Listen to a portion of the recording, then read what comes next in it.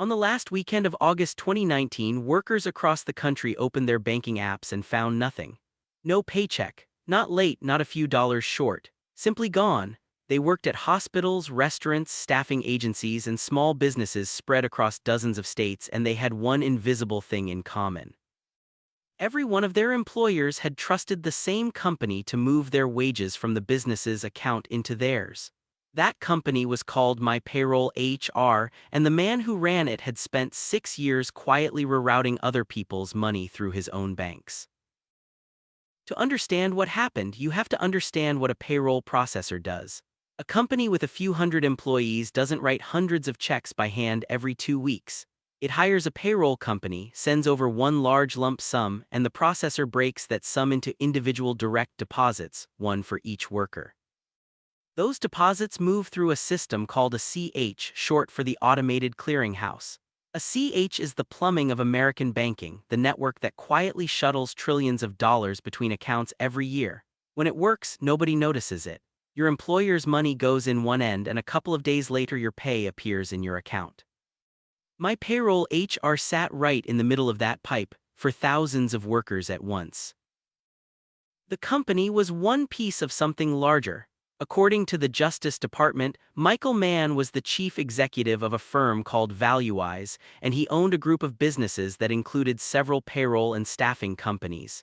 That structure gave him two things at the same time. First, real cash flowing constantly through his accounts as clients funded their payrolls. Second, a portfolio of companies he could present to banks as evidence of a thriving operation. Both of those would turn out to matter. One gave him money to move, the other gave him a story to tell lenders. The Justice Department says the scheme began in 2013. Mann went to banks and financing firms looking for business loans and lines of credit, and to get them, prosecutors say, he deceived those lenders.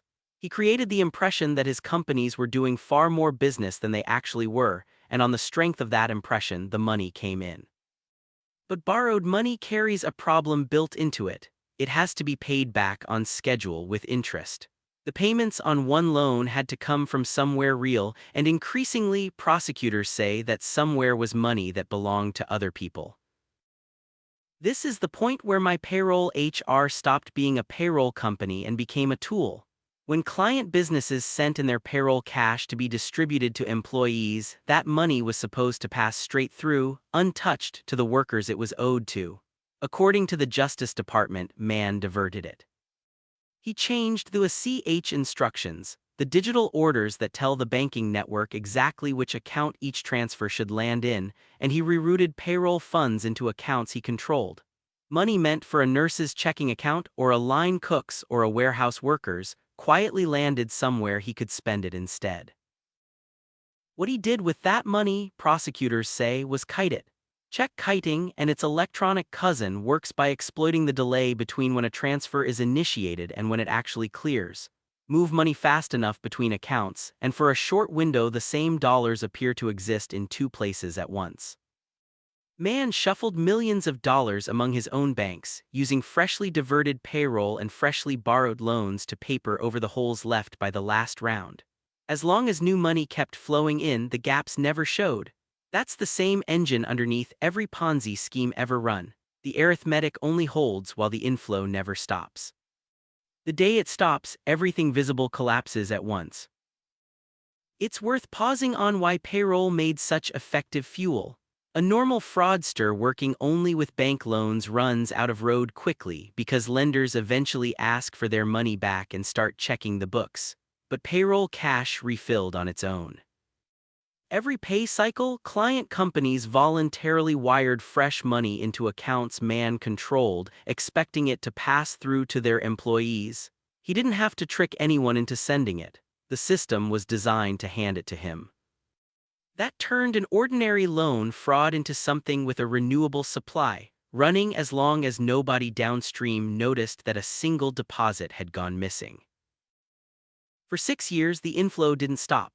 From 2013 into the fall of 2019, according to the Justice Department, Mann kept deceiving banks and kept diverting payroll on a scale that would eventually be counted in 9 figures.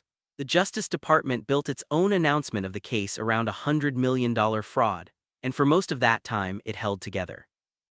The loans got serviced. The payrolls, week after week, mostly went out on time. Thousands of workers were paid without the faintest idea that their wages had become working capital in someone else's balancing act. It came apart at the end of August 2019. One of the lenders Mann had borrowed from was Pioneer Bank. Around August 30, 2019, Pioneer froze his corporate accounts, and the instant those accounts locked, the machine stopped turning. The constant motion of money between banks was the only thing keeping the illusion alive, and now the money couldn't move. The payroll run scheduled to go out to thousands of employees that week suddenly had no funds behind it. The cash that was supposed to pay them was trapped inside frozen accounts they had never heard of. The damage landed on people with no connection to any of it. Several thousand workers nationwide at businesses that had done absolutely nothing wrong opened their accounts and found they hadn't been paid. Their employers had already sent the money out.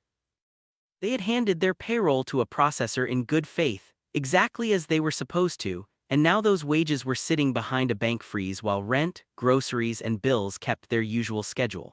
For the workers, all the abstraction, the CH files, and the shell of corporate accounts collapsed into one very concrete number.